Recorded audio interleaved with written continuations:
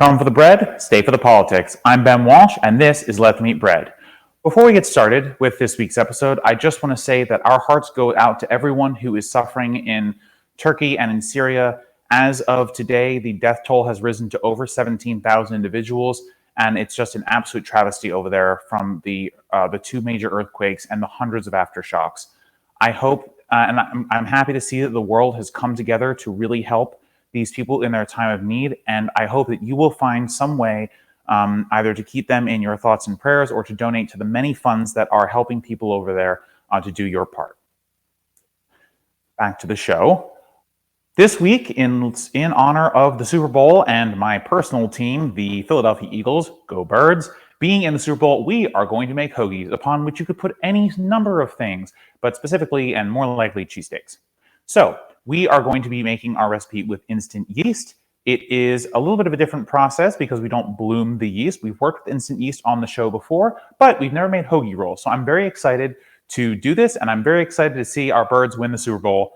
One quick note before we move forward, there will be no show next week in observation of President's Day in the United States. All right, that being said, let's get started. All right, everyone. First up, we are going to put 2 cups of our bread flour into our standing mixer. Next up, we are going to take our yeast. That is 1 package of yeast, or 2 1/4 teaspoons. After that, we're going to add our 2 tablespoons of sugar, and then we are going to add 1 1/4 cups of our water. We are going to set this aside to beat for about 4 minutes. You want to make sure that this is thoroughly combined.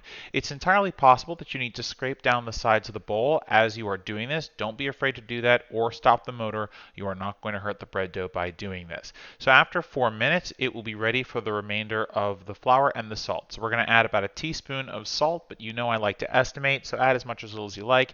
And then we're going to add the remaining flour, about 1.5 cups, 1 cup at a time. Now, I did not need nearly as much flour as it called for in this recipe. So I'm just warning you, because the dough consistency you're looking for is actually pretty wet. It's called slack dough, which is to say a dough that doesn't hold its shape and is very smooth and sheeny.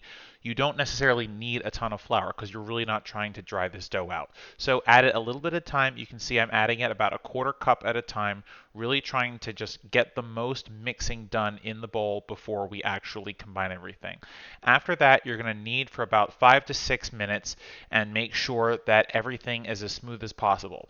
After that, you're going to take your butter, 4 tablespoons of which you've cubed, and set your standing mixer to medium speed or knead it in. You're going to add 1 tablespoon at a time until it's completely combined. Again, don't be afraid to scrape down the bowl. Do not add the next tablespoon of butter until the first tablespoon is fully combined.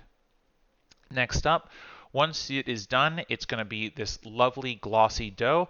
Just get that off of your standing mixer and put that in a bowl. I highly suggest make it into a little ball before you set it to proof in a warm place for about an hour.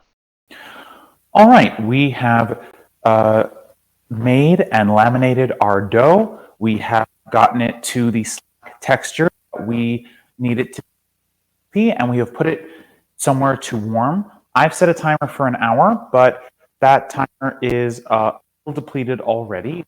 Doing some cleaning around the kitchen. We are going to chat some politics. If you're staying with us for the politics portion, great. Get back to that in a second. If you are not sticking with us, set a timer for an hour. Make sure to check, though, because you only really want this to be double in size and not more. I purposely set my warming drawer to low to make sure that we don't get too much rise. Overproofing these will cause them to lose their shape, and then they won't be a nice consistency and texture and shape that we're looking for. So if you are not staying, set your timer, and I will see you in a moment. All right, so now we are going to punch down our dough, and that's so satisfying, isn't it? After we punch it down, we are going to get our dough back into a relative ball and put it on an extremely lightly floured countertop. After that, we're going to just get it back into a ball shape. This is going to allow us to divide the dough as easily as possible. Now, you're supposed to divide it between 4 and 8 pieces. I chose 6, and if you want to be more exact, I was just kind of doing it by eye. As you see, I had to remeasure one of them. I would use a scale, but ultimately the procedure is going to be the same. Divide the dough into 4 to 8 pieces. And then once you've done that, you're going to flatten them into little rectangles about 6 inches by 4 inches. I would measure that if I were you. And then roll them up like you're rolling up a cinnamon roll. Now, once you finish rolling them, you want to pinch the edges at the bottom to make sure that the seam that you've just created doesn't show. Then put them seam side down on your baking tray. Repeat these with all of the rolls that you've created.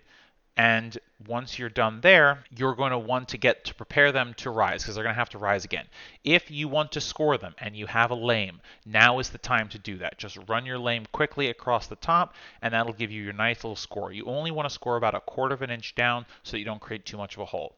After this, we're going to lightly oil some plastic wrap, and I'm using a paintbrush for this, but you don't have to. You're welcome to just kind of spray it if you have Pam spray, but we are going to be getting our plastic wrap ready for rising. This will keep our dough moist, and you're just going to repeat the exact same thing with another piece of plastic on the second set of dough. After this, you're going to let that rise for 30-45 minutes, and then you are going to set your oven for 375 degrees Fahrenheit and set it to cook for 16 to 24 minutes. Thank you so much for watching this video from Let Them Eat Bread. If you enjoyed this content, please like and subscribe to our YouTube channel. Check us out on Twitch and on Facebook where announcements about our page are kept.